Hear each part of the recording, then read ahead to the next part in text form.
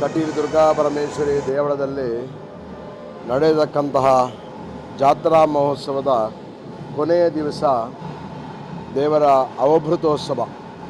ಅವಭೃತೋತ್ಸವದಲ್ಲಿ ಆ ಒಂದು ವಿಶೇಷವಾಗಿ ಇಲ್ಲಿ ಸಿಗತಕ್ಕದ್ದು ಯಾವುದು ಅಂತ ಕೇಳಿದರೆ ಅಗ್ನಿಕೇಳಿ ಆ ಒಂದು ಸೇವೆ. ಇಲ್ಲಿಯ ಭಕ್ತಾದಿಗಳು ಪ್ರಾರಂಭ ಧ್ವಜಾರೋಹಣದಿಂದ 8 ದಿವಸ ಈ ಅವಭೃತೋತ್ಸವ ದಿವಸವರೆಗೆ ಅವರು ಉಪವಾಸದಲ್ಲಿದ್ದುಕೊಂಡು ಅವರು ನೇಮನಿಷ್ಠೆಯಲ್ಲಿದ್ದುಕೊಂಡು ಆ ತಾಯಿಯ ತೂಟದಾರ ಸೇವೆಗಾಗಿ ಅವರು ಕಾಯ್ತಾ ಇರ್ತಾರೆ. ಆ 8ನೇ ದಿವಸ ಅಲ್ಲಿ ನಮ್ಮ ಅವಭೃತಕ್ಕೆ ತಾಯಿ ಹೋದಾಗ ಅಲ್ಲಿ ಆ ತಾಯಿಯ ಅವಭೃತ ಆದಮೇಲೆ ಅಲ್ಲಿ ಕಟ್ಟೆಯಲ್ಲಿ ಅವರಿಗೆ 2 ಹತ್ತೂರು ಮತ್ತು ಕೊಡಿತ್ತೂರಿನವರಿಗೆ ಪ್ರಸಾದ ಆಗ್ತದೆ. ಪ್ರಸಾದ ಆಗಿ ಅಲ್ಲಿಂದ ನಮ್ಮ ದೇವಳದ ಇನ್ನೊಂದು ಸಂಬಂಧ ಇರತಕ್ಕಂತಹ ರಕ್ತೇಶ್ವರಿ ಸನ್ನಿಧಾನ ಇದೆ ಆಚಾರ್ಯರ ಹತ್ರ. ಅಲ್ಲಿ ಆರಂಭದಲ್ಲಿ ಆ ತೂಟದಾರ ಸೇವೆ ನಡೆಯಲ್ಪಡ್ತದೆ. ಅಲ್ಲಿಂದ ಅವರು ಓಡಿಕೊಂಡು ದೇವಳದ ಹತ್ತಿರವರೆಗೆ ಬರ್ತಾರೆ. ದೇವಳ ಸನ್ನಿಧಾನದ ಹತ್ತಿರವೂ ಒಂದು ರಕ್ತೇಶ್ವರಿ ಸನ್ನಿಧಾನ ಇದೆ. ಹಾಗೆ ಅಲ್ಲಿ ಸಹ ದೇವಳದ ಸಂಬಂಧ ಇರತಕ್ಕಂತಹ ರಕ್ತೇಶ್ವರಿ ಸನ್ನಿಧಾನ ಆಚಾರನಲ್ಲಿ, ಇಲ್ಲಿ ಸಹ ದೇವಳದ ಸಾಮೀಪ್ಯ ಇರತಕ್ಕಂತಹ ರಕ್ತೇಶ್ವರಿ ಎರಡು ಕಡೆಯಲ್ಲಿಯೂ ಆ ಒಂದು ಅಗ್ನಿಕೇಳಿ ತೂಟದಾರ ಸೇವೆ ನಡೆಯಲ್ಪಡ್ತದೆ. ನಡೆಯಲ್ಪಟ್ಟ ನಂತರ ಅವರಿಗೆ ಏನಾದರೂ ಕೈಗೆ ತಗಲಿದ್ರೆ ಅಗ್ನಿ ತಗಲಿದ್ರೆ ಅದಕ್ಕೆ ಯಾವುದು ಅಂತ ಕೇಳಿದರೆ ದೇವರ ಕುಂಕುಮ ಪ್ರಸಾದದ ನೀರೇ ಅವರ ಮೈಗೆ ಚೆಲ್ಲಿಕೊಂಡು ಅದನ್ನು ಆ ಪ್ರಸಾದ ರೂಪವಾಗಿ ಅವರು ಸ್ವೀಕರಿಸ್ತಾರೆ. ದೇವಳದ ಒಳಗೆ ಅವರಿಗೆ ಆ ಕುಂಕುಮ ನೀರಿನ ಅಭಿಷೇಕ ಆಗ್ತದೆ. ಹಾಗೆ ಆ ಭಕ್ತರು ಅದನ್ನು ಸೇವೆ ಮಾಡಿ ಕೃತಕೃತ್ಯರಾಗ್ತಾರೆ. ಅಂತಹ ವೈಭವದಲ್ಲಿ ನಡೆಯತಕ್ಕಂತಹ ತೂಟದಾರ ಸೇವೆ ಕಟೀಲಮ್ಮನಿಗೆ ಇವತ್ತು ಅರ್ಪಿತ ಆಗಿದೆ. ಇದರಿಂದಾಗಿ ಇದೆಲ್ಲ ಒಂದೊಂದು ಸೇವೆಯಿಂದಾಗಿ ಆ ಗ್ರಾಮ ರಾಷ್ಟ್ರಕ್ಕೆ ಬರತಕ್ಕಂತಹ ಸಮಸ್ತ ಆಪತ್ತುಗಳು ಪರಿಹಾರ ಆಗಿ ಎಲ್ಲರಿಗೂ ನೆಮ್ಮದಿ ಸಿದ್ಧಿ ಆಗ್ತದೆ. ಲೋಕ ಸಮಸ್ತ ಸುಖಿನೋ ಭವಂತು ಅಂತ ದೇವರು ಒಳ್ಳೆಯದಾಗಲಿ, ಎಲ್ಲರಿಗೂ ಕ್ಷೇಮ ಆಗಲಿ ಅಂತ ಕಟೀಲಮ್ಮನಲ್ಲಿ ಪ್ರಾರ್ಥನೆ ಮಾಡ್ತಾ ಇದ್ದಾರೆ.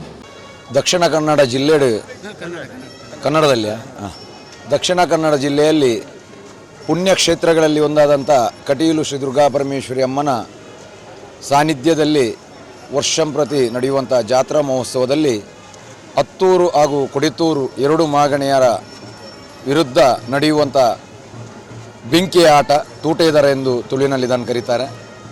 ಇದರಲ್ಲಿ ವಿಶೇಷತೆ ಏನಂತ ಹೇಳಿದರೆ ದುರ್ಗಾ ಪರಮೇಶ್ವರಮ್ಮನ ಧ್ವಜಾರೋಹಣದ ಮರುದಿವಸ ಹತ್ತೂರು ಹಾಗೂ ಕೊಡಿತ್ತೂರು 2 ಮಾಗಣೆಯ ತೂಟೇದಾರದಲ್ಲಿ ಪಾಲ್ಗೊಳ್ಳುವಂಥ ಭಕ್ತಾದಿಗಳು ದೇವಳಕ್ಕೆ ಬಂದು ವಡಪ್ರಸಾದವನ್ನು ಸ್ವೀಕರಿಸಿ ಕೋಳಿಗುಂಟ ಹಾಗೂ ಬ್ರಹ್ಮರಥದ ಕೆಳಗಿನ ಪೀಠವನ್ನು ಸಿದ್ಧತೆಗಾಗಿ ರಥಬೀದಿಗೆ ತಂದಿಟ್ಟು ಆ ತೂಟೇದರೆಯ ವಡಪ್ರಸಾದವನ್ನು ಸ್ವೀಕರಿಸಿ ಆ ತೂಟೇದರದಲ್ಲಿ ಯಾರು ಪಾಲ್ಗೊಳ್ತಾರ ಅವರು ವೃತಾಚಾರದಲ್ಲಿದ್ದು ಈ ಕ್ಷೇತ್ರದಲ್ಲಿ ದೇವಿಯ ಜಾತ್ರಾ ಮಹೋತ್ಸವದಂದು ದೇವರ ಬ್ರಹ್ಮರಥೋತ್ಸವ ನಡೆದ ನಂತರ ದೇವರು ಜಲಕಕ್ಕೆ ತೆರಳಿ ದೇವರ ಜಲಕ ಕ್ರೀಡೆಯಲ್ಲಿ ಜಲಕಾಗಿ ತದನಂತರ ಎರಡೂ ಮಾಗಣೆಯವರು ಆ ಜಲಕಾದಂಥ ದೇವರ ನೀರಲ್ಲಿ ಮಿಂದು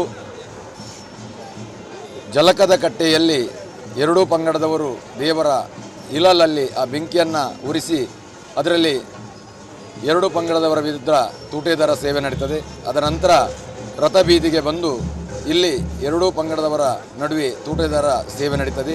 ಈ ತೂಟೇದಾರ ಸೇವೆ ಕಟೀಲು ಶ್ರೀ ದುರ್ಗಾ ಪರಮೇಶ್ವರಿಗೆ ಬಹಳ ಶ್ರೇಷ್ಠವಾದಂಥ ಒಂದು ಸೇವೆ. ಇದರಲ್ಲಿ ವಂಶಪಾರವಾಗಿ ತೂಟೇದಾರರಲ್ಲಿ ಪಾಲ್ಗೊಂಡಂಥ ಪದ್ಧತಿ ನಮ್ಮಲ್ಲಿದೆ.